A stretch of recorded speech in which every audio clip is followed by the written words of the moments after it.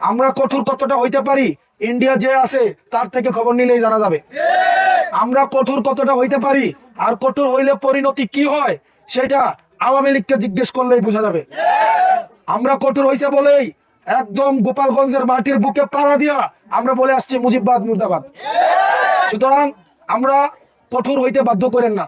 নিজের বাড়িতে নিজের ঘরে মা চাচি খালা খালু জ্যাঠা জেঠি তারা আমাদের আত্মীয় স্বজন, তাদেরকে যখন আপনারা এসে হুমকি দামকি দেন, আপনারা যে পরাজিত হয়ে গেছেন, আপনাদের যে নৈতিক দুর্বলতা প্রকাশ হয়েছে, আপনারা যে নৈতিকভাবে পরাজয় বরণ করেছেন, এটাই তখন প্রকাশ হয় এবং এটার আনুষ্ঠানিক প্রকাশ হবে নির্বাচনের দিন।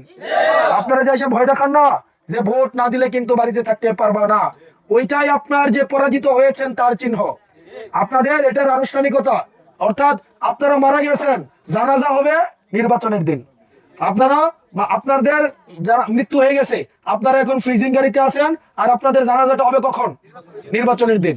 অর্থাৎ যারা ভয় দেখায় ভোট নিতে চায়, ব্যালট দিয়ে ভোট নিতে চায়, তাদের অলরেডি তারা ডেড।